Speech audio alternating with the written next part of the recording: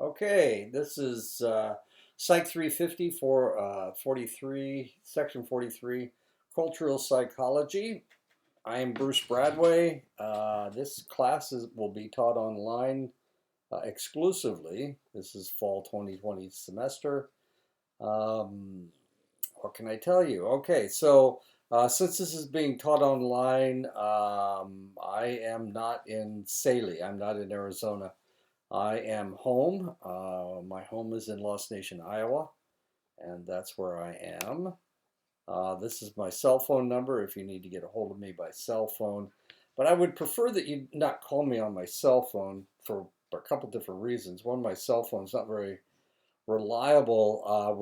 I'm having battery problems right now for some reason. The best way to get a hold of me is probably by email. I will answer your email as soon as I get it. I'm also going to hold office hours, Zoom office hours. I will have 2 days a week. I'll have office hours between 8 and 10 Mountain Time on Mondays and Thursdays. And then on Tuesdays and Wednesdays, I will have afternoon office hours 4 to 6 Mountain Time. Of course, if you live off the reservation, in Show Low or Flagstaff or Phoenix or wherever, then this is actually 3 to 5, and this is 7 to 9. I live in the Central Time Zone, so this is actually for me, it's 9 to 11 and 5 to 7. Uh, but I'll do that if things don't seem to be working out. If you need to get a hold of me, that's fine. I mean, I can create a Zoom meeting with you at any time at your convenience. I'm primarily at home. I take my son to or grandson to soccer practice on Thursday nights, but I can, I'll be glad to talk to you anytime, to Zoom you anytime, as it were. This is Cultural Psychology, Psych 350. This is the textbook we're using, S.J. Heine. It is a textbook written by a man from British Columbia, which should be interesting for you, maybe, or maybe not. I had a colleague, one of the psych professors that just left was actually from that area of the country of Canada, Dr. Kine. So how do you pass the class? Well, here it is. There will be a test after Chapter 4, Chapter 8, and Chapter 14. Each test is worth 75 points. That's a total of 225 points. There will also be discussion questions that try to follow the themes. I'm trying to get you to think about your own culture, is what I'm trying to do. And to recognize the fact that other cultures aren't the same. As a psychologist, you need to not only be aware of who you are, but you also need to be aware of who other people are. And for that, that's one of the reasons why we study culture.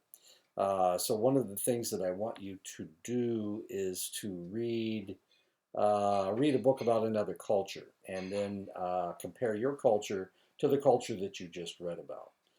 So if you're interested in Japanese culture or Chinese culture or Hawaiian culture or Sioux culture or Cheyenne culture, it really doesn't matter. As long as it's another culture, Hopi culture, Pima culture, um, then Tiwa culture. I have a book about the Tiwa, if you're interested in that. Then then I want you to write a paper about that, to read something and to read a book about another culture. The reason I want you to read is because students don't seem to read anymore. It seems kind of depressing to me. My first degree, my bachelor's degree, is in English.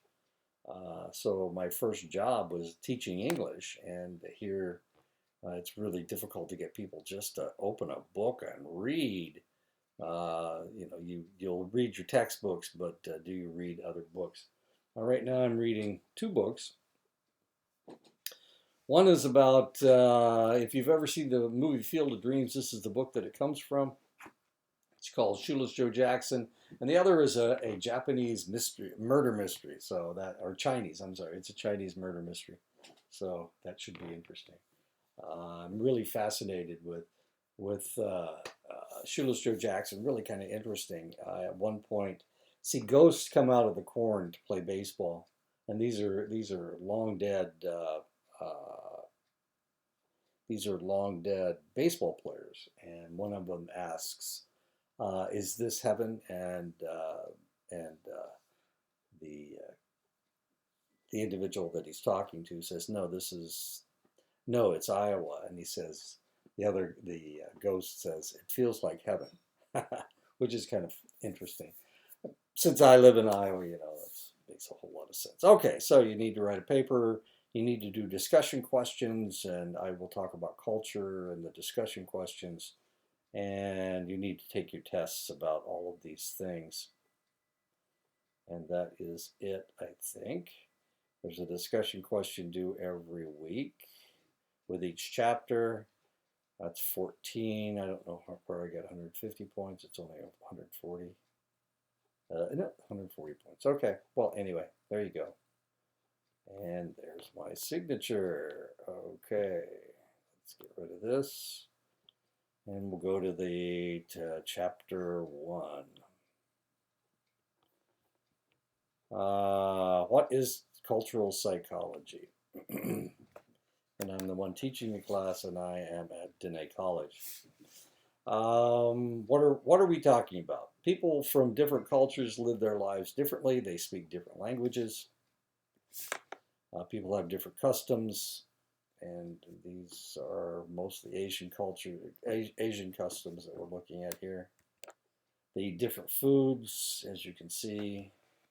I was asked one time if they had heard that Apaches don't eat fish.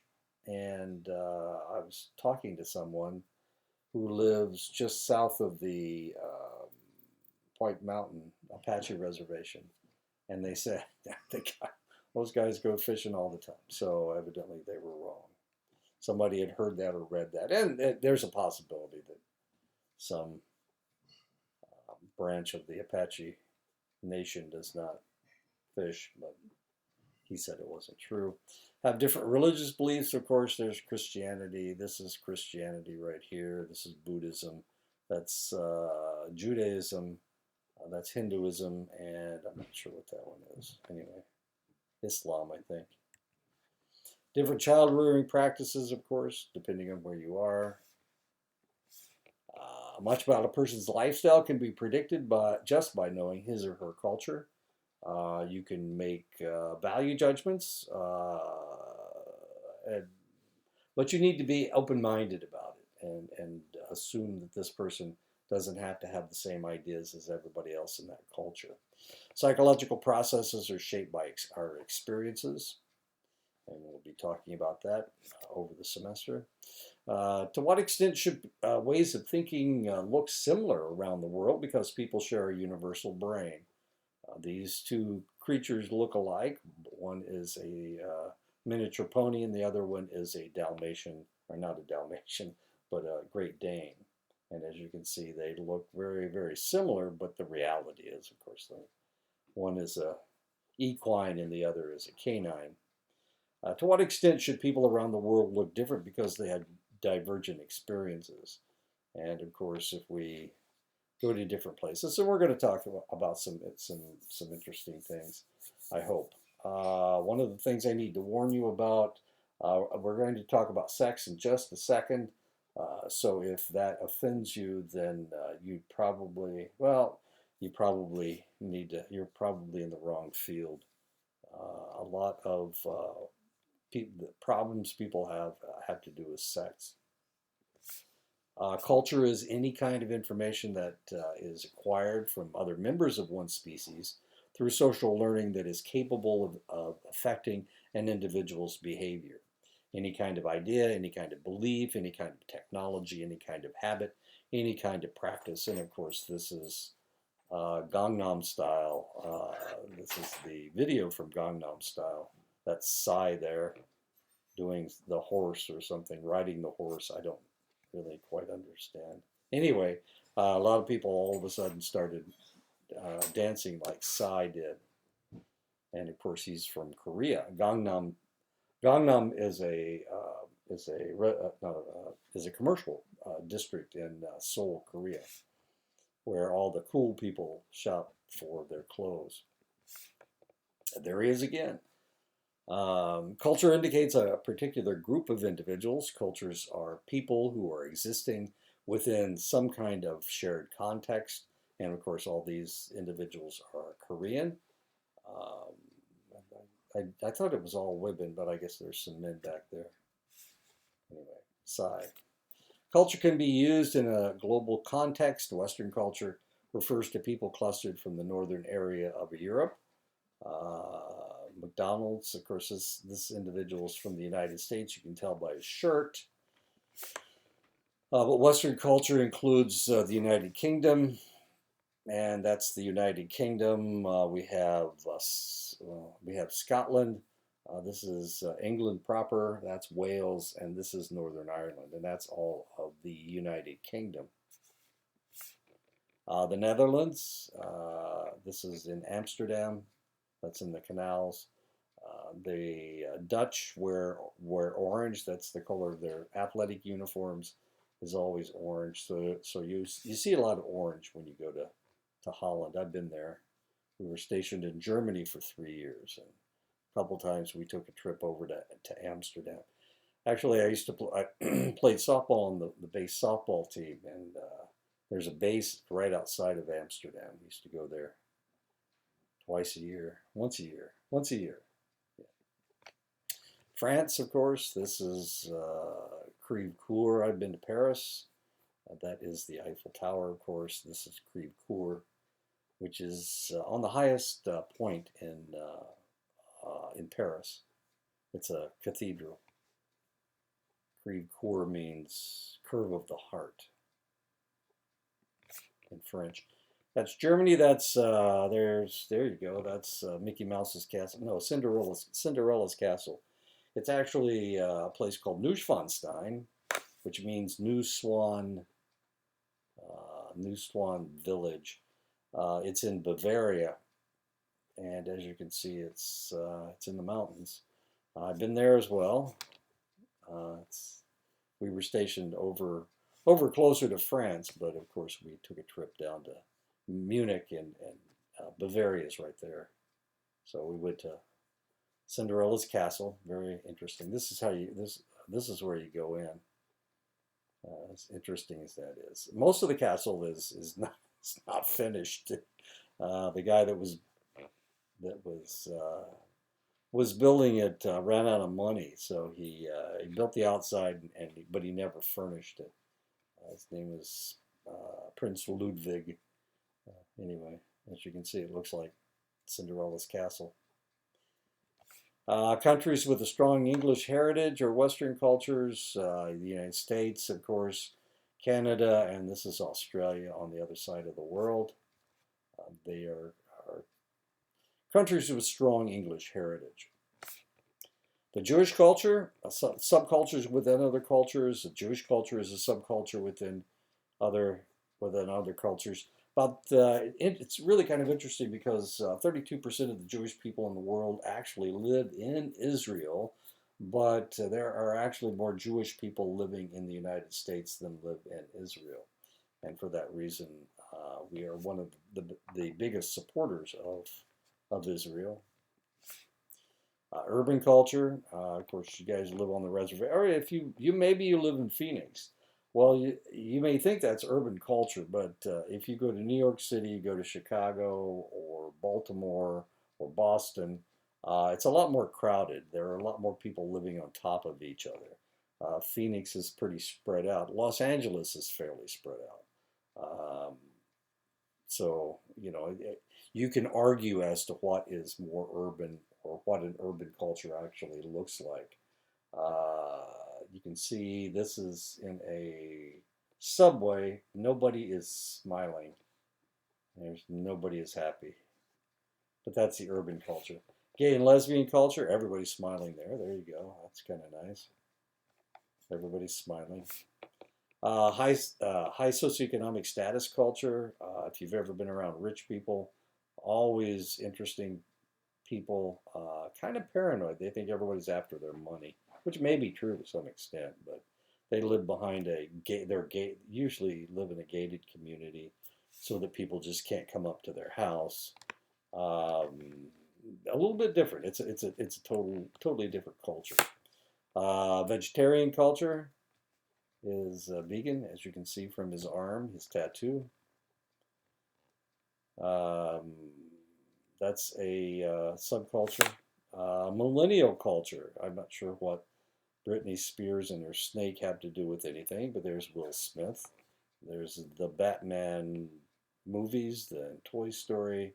I don't know. You millennials just are different, a different breed of cat, I guess. All your singers carry snakes. I don't know. No, just kidding. Harvard culture. If you've ever been if you've ever been around people from Harvard, it is a select culture. They're not the same as everybody else. Uh, they and Yale is the same way. Most of the Ivy League schools consider themselves separate and not certainly not equal to other institutions. Of course, Harvard is one of the top schools in the country, but it's not the only top school in the country. Yale's also very highly regarded. University of Michigan, Stanford University, uh, Northwestern is one of the top schools in the country. University of Chicago. I mean, there's a myriad of these schools, but Harvard, of course, was one of the first schools in the country. So a lot of people want to go there and spend their $38,000 a year tuition money to get an H on their sweater. Mac users seem to be a separate culture as compared to PC users. If you don't believe me, then go to IT and try to get them to fix your Mac. It's a little bit different. Um, People that are PC people claim that PCs are better for playing video games, and they're probably right. I don't play video games, but I do have a Mac. As a matter of fact, I am recording this on a Mac right now. Trekkie culture. The Trekkies. I guess there have been 3 different Star Treks. I only saw the first one, the original. That only lasted for a couple of years, but it seems to have a culture of its very own. Members of subcultures may not live near each other, but their members live in shared context, communicate with each other, maintain norms that distinguish them from other groups, and have some common practices and ideas. These are pictures of people that call themselves bronies. Bronies are people who collect My Little Pony. They will identify with one of My Little Pony. I'm not sure. I don't know any of the My Little ponies, but I guess they all have names. As you can see, the pink pony he identifies with the pink pony. I'm not sure what. There's a multicolored one, I think. I don't know. I don't understand bronies. Anyway, bronies are people that identify with My Little Pony. Seems kind of different. It's a subculture. Uh, each person has their own unique history of individual experiences that has shaped their views. All of these individual differences lead some people to reflexively embrace certain cultural messages, staunchly react to other cultural messages, and largely ignore some other cultural messages. I put a soldier here because it's always interesting to me. I was in the military for 12 years. I was in the military during Vietnam and after Vietnam. It's kind of curious to me that the helmets have changed. We used to use the M16. Of course, now they have the what do they call it? M4, M1. I don't know what they call it. And not only that, but this is a Humvee, of course. We had Jeeps. They have these. The helmet is different. The helmet looks like the German helmet from World War II. and World War I, actually. Anyway, so people who were military, I was talking to somebody the other day, and they were shocked. They knew I had been in the military. They assumed I was conservative, that my political leanings would be conservative, because so many people in the military have conservative leanings. But that's not true in my case, or my wife's case. She was in the service for 24 years, retired as a Air Force '06. Um, so we all have our unique histories. Because we were military, we moved around a lot. I could tell you all the places that I've been. I won't bore you with all the places, but if you, it pretty much if you've lived there, if you've been to that place, I've lived there actually. I've lived in Oklahoma, Texas 3 times, California twice, Montana, Iowa, Nebraska, Indiana, of course, is where I'm from. I was also stationed in Ohio. We were stationed in West Germany, in Japan, Mississippi, Washington, D.C. So, we've been all over the place. We lived a lot of different places and seen a lot of different things. And this is one of the reasons why I recognize the fact that culture, just because you're from someplace, doesn't always make you act like the rest of the people in that area. Most of the places that I've lived were relatively conservative, and my wife and I are fairly liberal. So sometimes we knocked heads with the locals, and sometimes usually we knocked heads with the locals, except when we were in Los Angeles and Washington, D.C. That was kind of different. Okay, now I'm going to talk about a group from Papua New Guinea. This is a indigenous tribe of individuals. They live in a very warring society, and because of that, they need to create a sense of warriorship. And in order to do that, they do it in a really interesting way. This has to do with sex. I apologize about that, but this is one of the things that you're going to have to recognize if you deal with other people's cultures. That just because they do things that are different than what you do, it isn't incorrect just because it's not the same as yours. Your culture isn't the only right culture. Just like your religion isn't the only right religion, no matter what that religion is. It may be right for you, but it may not be right for somebody else. So telling other people they have to change is incorrect. These are the Sambia. The Sambia are really kind of interesting people. They live in Papua New Guinea, as I said before. This is Papua New Guinea. It's half of Jirianyaya. It's what this island group is called. New Guinea is half of it. Jaya. Because of the constant warfare around them, they have culturally ingrained initiation for boys to transform into men. Otherwise, the society wouldn't be able to survive. They need men to fight the people around them. The Sambia believe that femaleness is an innate natural essence. Maleness must be cultivated. Boys are seen as existing in a female world and are contaminated by their mother's wombs. It is very important to rid boys of feminine habits and transform them into brave men. Now, how in the world would you do that? How can you change these tainted male individuals into warriors? That's the question, and this is how they do it. The initiation practices are used to transform boys into men. They pierce the septum of their nose, as we saw here. As you can see, those bones are not just glued to their noses. They are actually through their noses, through the septum. The septum is the cartilage that runs between your two nostrils. Anyway, so oops, I'm going the wrong direction here. They also thrash the boys with sticks to make them tough. Initiation also includes older men giving jurungdu to boys. And this is achieved through boys performing oral sex on the men. The semen is seen as physical basis of gerundu. Males are seen as incapable of producing semen without this initiation.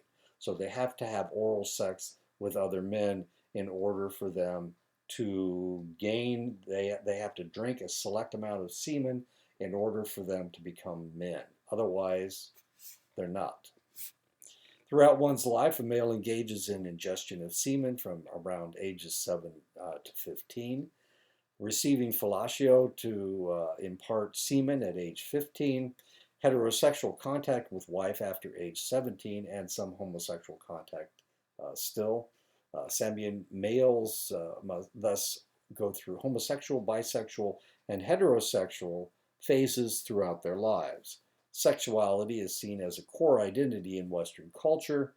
It is more dynamic, of course, in Sambian culture, where in order for somebody to be considered male, they have to perform oral sex until they're 15. They have to receive oral sex after they're 15 from young boys, and of course, then they have to impregnate their wives after the age of 17. Now, this is really kind of interesting. The interesting part is that there is a tribe right next to them who say the Sambia are full of bananas. These guys are crazy. The way that you make a young man a warrior is to have anal sex with them. So they don't believe in oral sex. They believe that you have to give them semen through anal intercourse.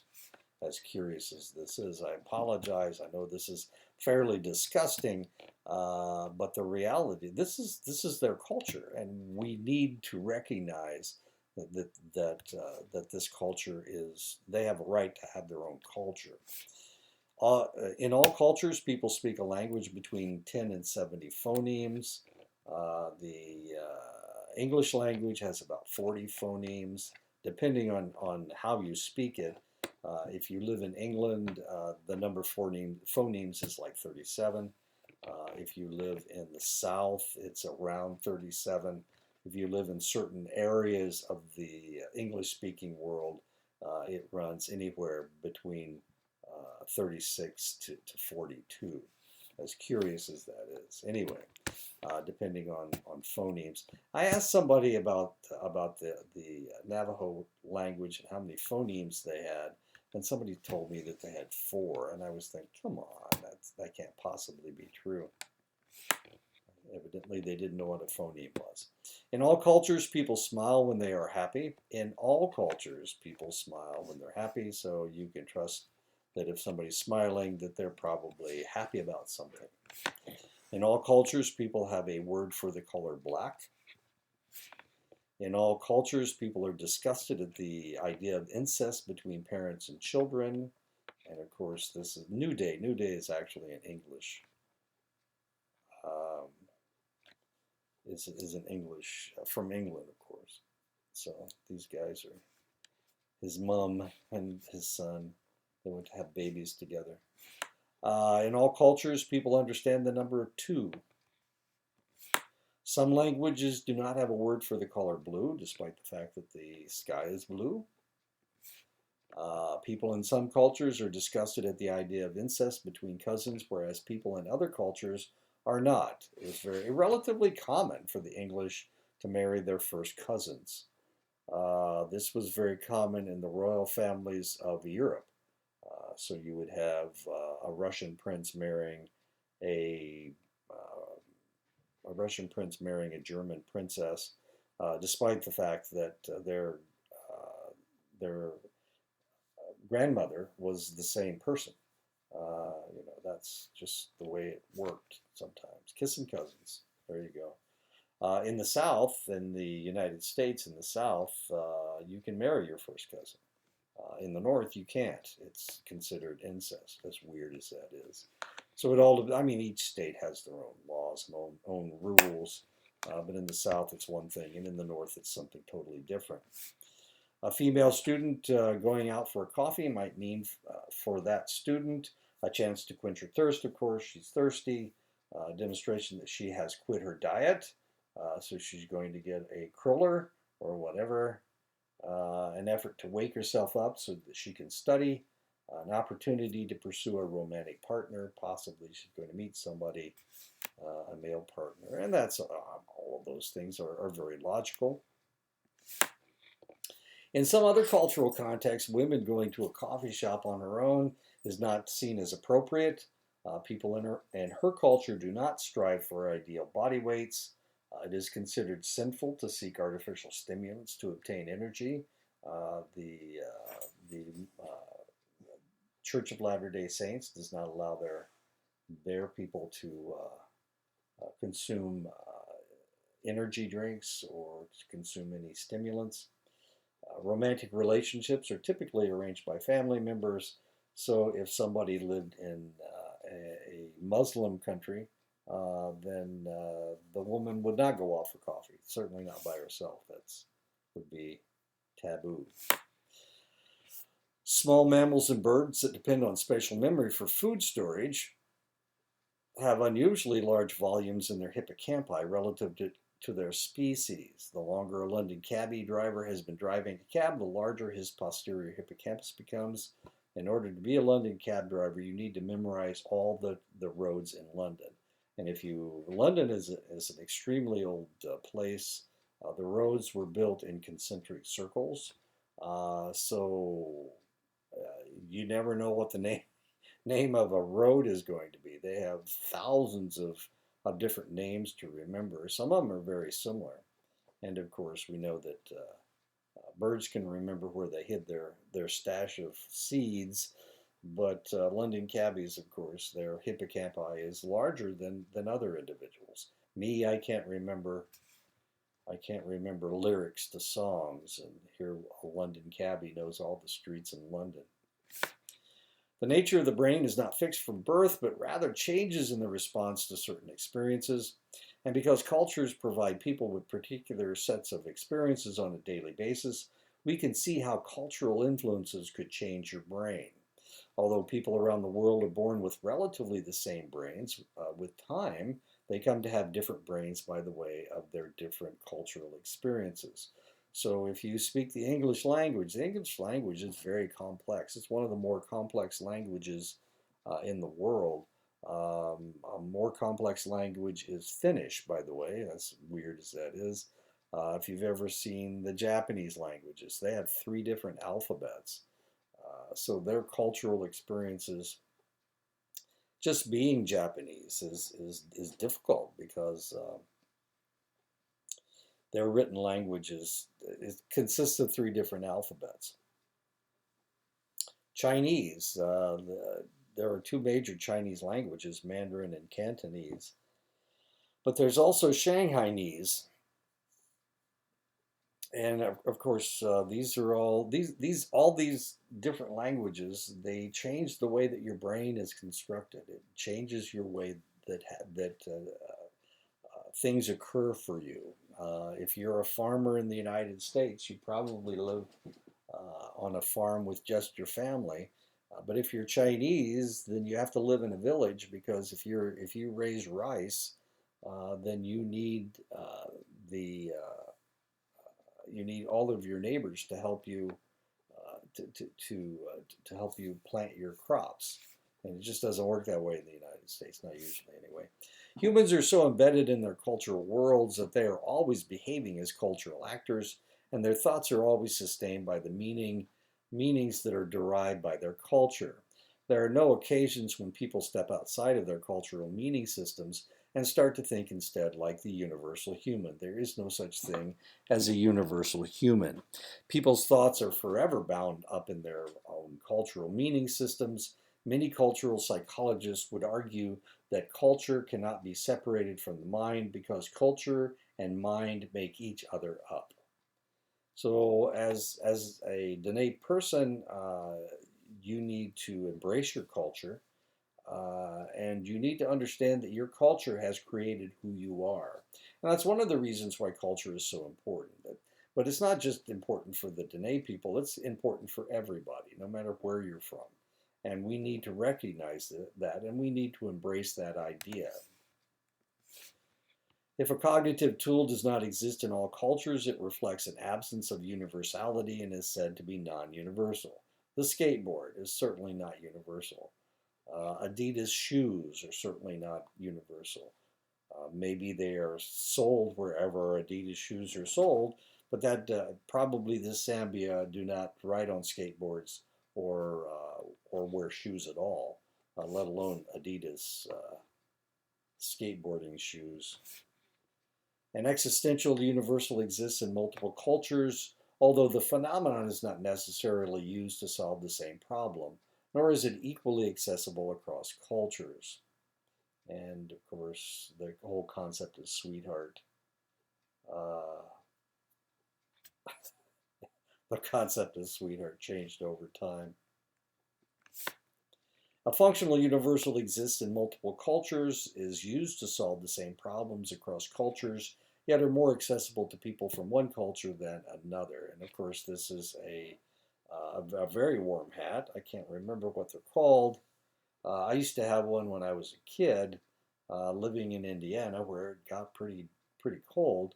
You don't see these very often in Montana, where it is really cold. But you see them in China, you see them in Russia. Uh, they're functional. They have a really strong function. The only one that I've seen in Arizona was Ching-Di Wang. Dr. Wang wears one in the wintertime. He's a really interesting fellow. An accessibility universal exists in all cultures. It is used to solve the same problem across cultures and is accessible to the same degree across cultures. This is a Chinese bathroom, as you can see. This is the shower, and there's no curtain to the shower. This is the toilet, and this is what they refer to as the bidet. Now, if you're looking for the toilet paper, it ain't there. They don't use toilet paper. They clean their gluteus maximus, their derriere. They clean it in this thing. This is a bidet, and it's for cleaning your nether regions. It's for cleaning yourself after you have a bowel movement. It shoots a stream of water up, and it cleanses your derriere. And these are towels that you used after you've cleaned yourself. And of course, if you get anything on those towels, then everybody gets angry with you. So if you ever go to China, don't look for the shower curtain. There is no shower curtain. You just shower, and of course, all the water goes here. And if you have to go to the bathroom, you can use the toilet.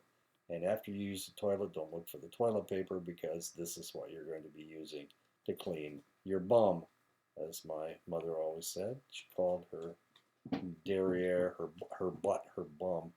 It's an English term. She thought it was funny. The vast majority of psychological studies have thus far been largely limited to explorations of the minds of people living in Western, educated, industrialized, rich, and democratic societies. And we're going to be talking about weird. When we're talking about anything, a weird society, we're talking about a Western, educated, industrialized, rich, and democratic society like England, like most of Western Europe, like Australia, like Japan, like Japan's not Western. The United States, Canada. These are Western, educated, industrialized, rich, and democratic societies. Almost, and as we're going to talk about it right now, almost all of the journals come from weird societies. A recent analysis of the top 6 journals and 6 subdisciplines of psychology found that 68% were American, 96% came from Western industrialized countries, 70% of all psychology study participants are undergraduate students. Now, this is one of my complaints about research. The reality is that most of the research is done on people that are convenient for the researcher. They don't have the money to, or they want to buy themselves a new Mercedes. Instead of going out and doing their research off campus, what they will do is they will do it on campus with undergraduate students. Now, the reality is undergraduate students are not a very good cross-section of society. So what can they say about their research? Well, whatever they, whatever you think that they can't say, they'll say it anyway. That's just the way it works. Sorry. And so that's one of my complaints about research. And I've been complaining about this. And of course, researchers, they're just shocked that I would even question their integrity. North Americans appear to be more fascinated with psychological questions than those from much of the rest of the world. If you go to Europe and you have you're depressed or you're overly anxious and you want to go see a counselor, you will probably see a counselor who practices Freudian psychology. If you go to someplace in the United States, it will probably be a cognitive psychologist or a Rogerian in the United States. But these aren't things that they do over in England. If you go to Canada, they don't have as many colleges in Canada as we have in the United States because their educational system is different than ours. Many universities not in North America don't even offer psychology as a topic of study. I did when I was working on my dissertation, I needed to go to select libraries to find articles. One of the institutions that I went to was Indiana University. It has one of the oldest libraries in the Midwest. And when I went to the psychology section, it was up on the third floor. The third floor is not the social science section. The third floor is the philosophy section. So instead of finding psychology in the social science section, I had to go to the philosophy floor to find my articles. The first school of psychology in Japanese universities was established in 2000. So psychology is not something that the Japanese have needed to study up until the year 2000. And still, all the universities in Japan, very few of them have psychology departments. Some people in the diversity movement maintain a colorblind or culture-blind approach to looking at people. People are the same wherever you go. The hope is that people will interact without focusing on someone's ethnic background. And the idea is that this is post-race. We shouldn't look at somebody's race. But the reality is that our identities are based on our culture. And being colorblind, pretending that somebody is not Native, is not African American, is not Hispanic, seeing them as just another person is fine, except it takes away their identity. And of course, that's the problem I have with this whole concept of diversity. There is a movement in the United States, and there's a huge argument going on. Is it multiculturalism? Is it diversity? Should we all be colorblind? Should we recognize somebody's ethnicity with somebody's culture? And of course, most psychology recognizes multiculturalism because your identity is an important aspect of who you are. And denying that is kind of like what the churches tried to do with American Indians. They tried to pretend that you were the same as they were, and that's just not right. They tried to destroy your culture so that they can make you good Americans, and that was just incorrect. And of course, we did exactly the same thing with the immigrants. We were trying to make them not identify with their Greekness or their Italian heritage or their Irishness. We wanted them to just see themselves as Americans. And eventually, of course, as they married people from other ethnic backgrounds or from other cultural backgrounds, they lost that identity. As a matter of fact, my family's been here for about 400 years, depending on which group you're looking at.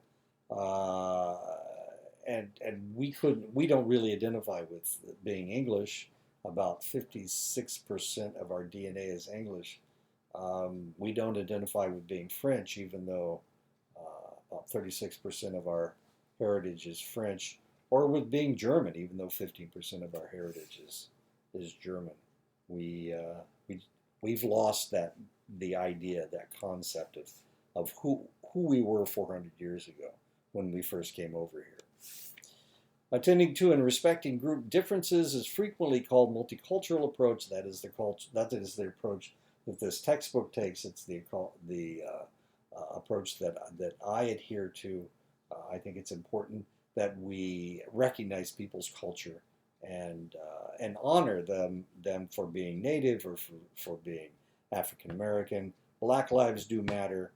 Saying that all lives matter is one thing, but the reality was that people were treating African Americans as not important, so they were just killing them in the streets. The police were killing them in the streets, and that's really unfortunate. And that's one of the reasons why Black Lives Matter is so important.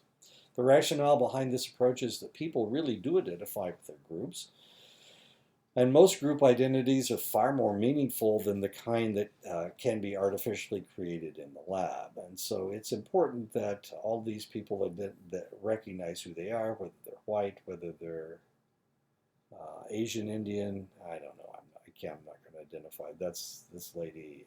This individual has African descent. This individual is Asian. I have no idea. I'm not sure. I have no idea. It was really kind of interesting. My daughter used to coach volleyball in Florida, and she had three girls that looked exactly alike. They were so similar. They were the same height. Their facial structure was the same. They all had this beautiful black hair, all three of them. And they were from different places. One was from India. Her family came from India. And another one was Hispanic. Her father was from Mexico. That's not right. Her father was from Colombia and her mother was from Mexico. And the other one, her mother was Iranian and her father was English. And they all, I wish I had taken a picture.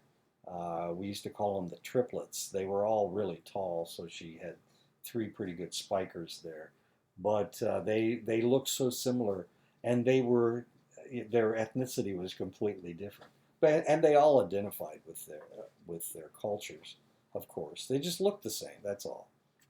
As curious as that is.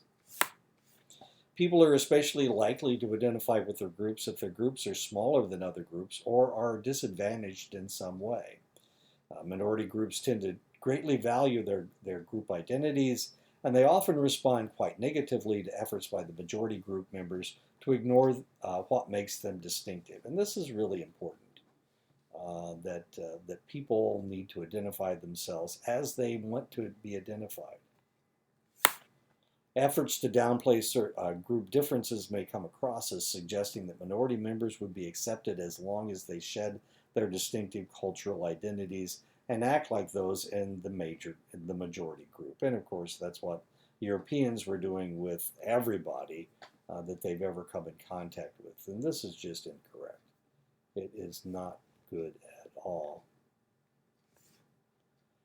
Studies done looking at corporations found that the more multicultural and less colorblind the attitudes of white employees, the more the minority employees were engaged in their work.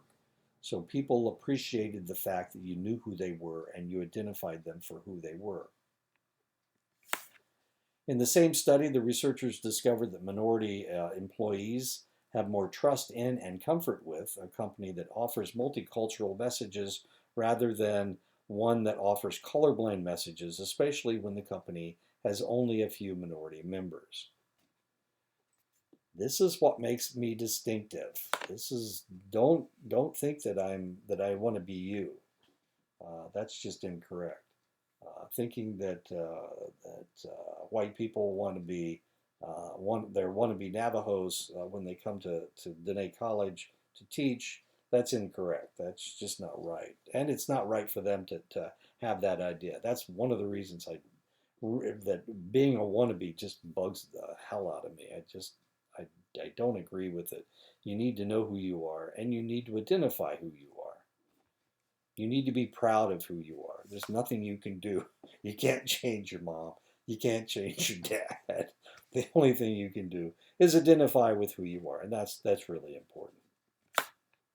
Ethnocentrism is judging people from other cultures by the standards of one's own culture. Our cultures ultimately socialize us to be ethnocentric because we are socialized to value normative cultural behaviors. And what are normal cultural behaviors to us? It is our culture, and so we see that as what everybody should be, and that's of course ethnocentrism, and that's incorrect, and that's something that we need to fight. In the 1950s, with the advance in brain imaging techniques, psychology entered the cognitive revolution as researchers rejected the tenets of Freud, Skinner, Watson, and Rogers and began focusing on the meaning that people created through their encounters with the world. And this, of course, is known as the cognitive revolution. But one of the fathers of the cognitive revolution, Jerome Bruner, argued that the proponents of the cognitive revolution had become distracted from their initial vision by becoming more concerned with computer metaphors for understanding the functioning of the mind.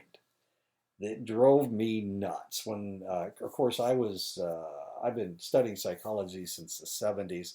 This started in the 50s, but it really didn't take off until the 1970s. So here I am, I'm teaching about cognitive psychology, and they kept comparing the human brain with computers. Drove me nuts. And I didn't agree with it, so I kind of rejected that whole idea. But they have changed over time. It was funny because if you were looking at and I had to teach a class in cognitive psychology. They didn't interpret anything. Meaning became replaced with information. We were just throwing all this information in somebody's head. Meaning making became replaced with information processing, as if we were computers. And the reality was we weren't. Bruner argued that cultural psychology has picked up the torch that was originally carried by early proponents of the cognitive revolution and has again addressed how people derive meaning from their environments. And that is the most important thing, that we recognize where we are, who we are, and why we are there, I guess. Anyway, we need to embrace our own culture, and pretending you're not who you are is incorrect. And letting somebody tell us that we shouldn't act that way because their culture tells you you're not supposed to is incorrect, and we need to fight that. And that's one of the reasons why we're studying cultural psychology. As psychologists, we need to embrace people in whatever culture they have. And that is the end of my lecture. I will let you go.